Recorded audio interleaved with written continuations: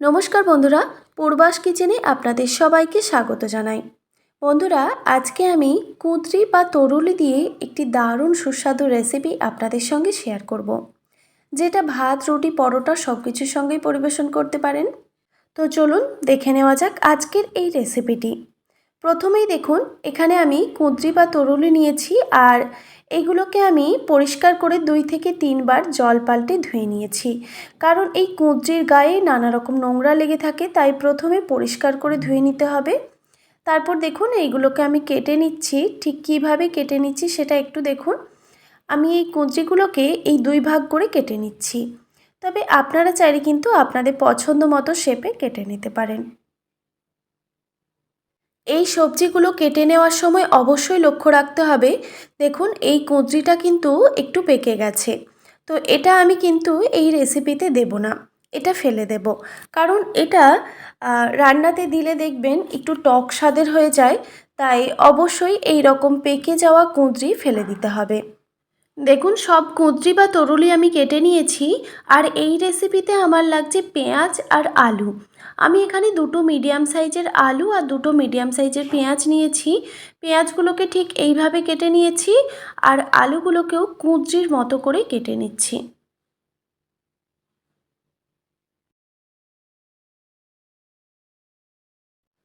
দেখুন, সব সবজিগুলো কিন্তু আমি কেটে নিয়েছি। এবার এই রেসিপিতে আমি একটা মিডিয়াম সাইজের টমেটো ব্যবহার করব। তাই দেখুন, টমেটোটাকেও কেটে নিচ্ছি ছোট ছোট টুকরো করে।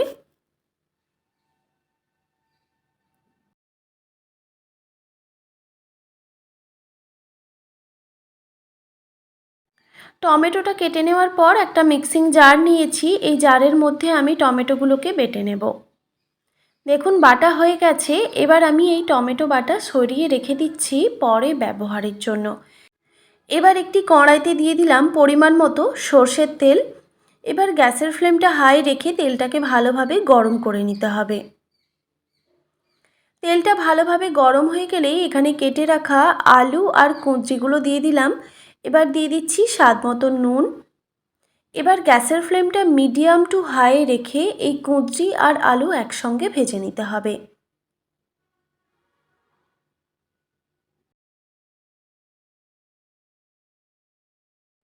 কুঁদরি আর আলু যাতে একটু তাড়াতাড়ি সেদ্ধ হয়ে যায়, সেই জন্য একটি ঢাকনা দিয়ে আমি ঢেকে রেখে দিচ্ছি বেশ কিছুক্ষণের জন্য, গ্যাসের ফ্লেমটা একদম লোতে রেখে।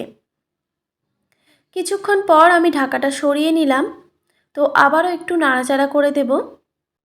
এবার গ্যাসের ফ্লেমটা মিডিয়ামে রেখে আবারও একটি ঢাকনা দিয়ে ঢেকে রেখে দিচ্ছি কিছুক্ষণের জন্য। এইভাবে ঢাকা দিয়েই কিন্তু এই কুঁদরি আর আলু একসঙ্গে ভেজে নেব। তো আবারও কিছুক্ষণ পর আমি ঢাকাটা সরিয়ে নিলাম। তো এইভাবেই কিন্তু কুঁদরি আর আলু ভেজে নিতে হবে। কারণ কুঁদরি যেহেতু একটু শক্ত সবজি, তাই সেদ্ধ হতে একটু টাইম লাগে। তো দেখতেই পাচ্ছেন যে আলু আর কুঁদরি অনেকটাই ভাজা হয়ে গেছে। এই সময় আমি কেটে রাখা পেঁয়াজগুলো দিয়ে দিলাম। তো আবারও গ্যাসের ফ্লেমটা মিডিয়ামে রেখে আবারও 2 থেকে 3 মিনিট মতো এটাকে সেদ্ধ করে নেব বা রান্না করে নেব। আবারও 2 থেকে 3 মিনিট পর ঢাকাটা আমি সরিয়ে নিলাম। তো আর কিন্তু আমি ঢাকা দেব না। এবার গ্যাসের ফ্লেমটা হাই করে দিয়ে এগুলোকে আরও একটু ভেজে নেব।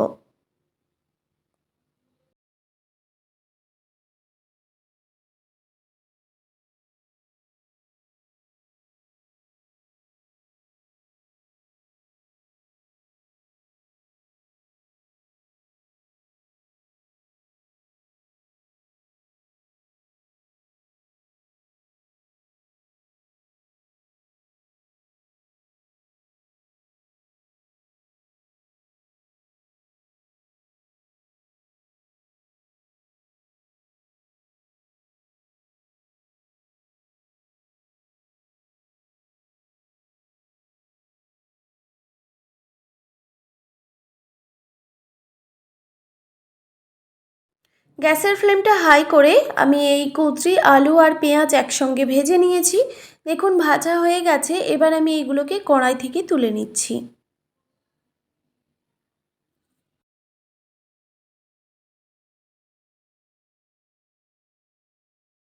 তারপর ওই কড়াইতে আবারও কিছুটা পরিমাণে সর্ষের তেল অ্যাড করলাম, খুবই সামান্য পরিমাণে।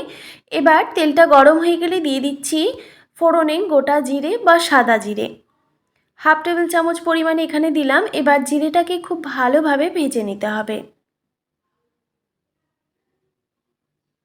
জিরেটা ভাজা হয়ে গেলে এখানে আমি দিয়ে দিচ্ছি 1 টেবিল চামচ পরিমাণে আদা রসুন বাটা। এবার গ্যাসের ফ্লেমটা একদম লোতে রেখে এই আদা আর রসুন একসঙ্গে ভেজে নিতে হবে। আদা আর রসুন ভাজা হয়ে গেলেই এখানে আমি যে টমেটোটা বেটে রেখেছিলাম সেটা এখানে দিয়ে দিচ্ছি।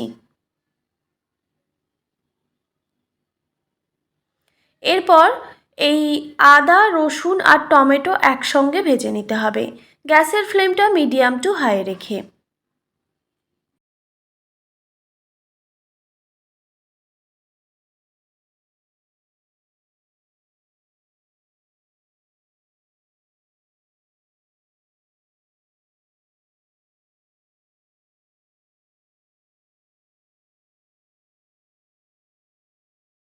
গ্যাসের ফ্লেমটা মিডিয়ামে রেখে আমি এই টমেটো রসুন আর আদা একসঙ্গে ভেজে নিয়েছি। এবার এখানে আমি কিছু গুঁড়ো মশলা অ্যাড করছি।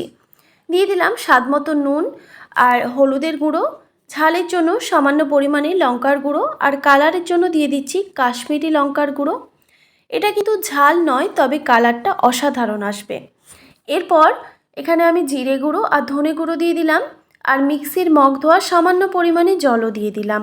এবার মশলাটাকে ভালোভাবে কষিয়ে নিতে হবে, গ্যাসের ফ্লেমটা মিডিয়াম টু হাই রেখে।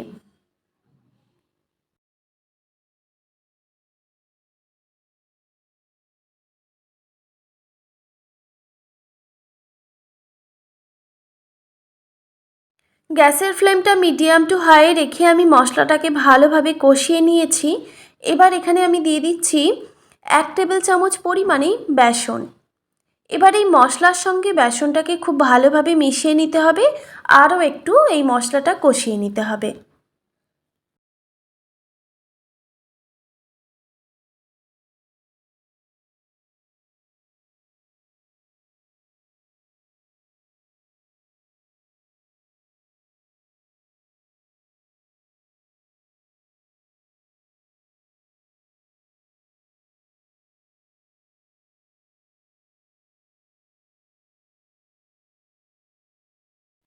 দেখুন বন্ধুরা, মশলাটা কিন্তু ভালোভাবে কষানো হয়ে গেছে। এবার এখানে আমি ভেজে রাখা কুঁদরি, আলু আর পেঁয়াজ একসঙ্গে দিয়ে দিলাম। তারপর এই মশলার সঙ্গে খুব ভালোভাবে নাড়াচাড়া করে নিতে হবে।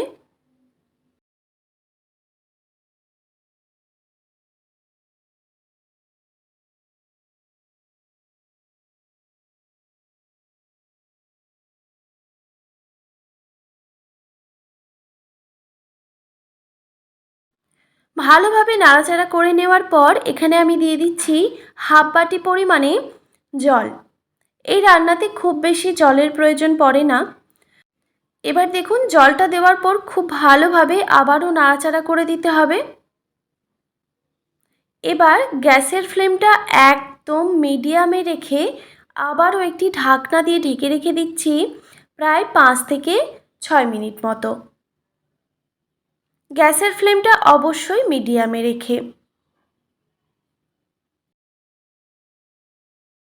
5 মিনিট পর আমি ঢাকাটা সরিয়ে নিলাম। তো আমাদের রেসিপি কিন্তু একদম রেডি হয়ে এসেছে। তো আরও আমি দুটো উপকরণ মেশাবো।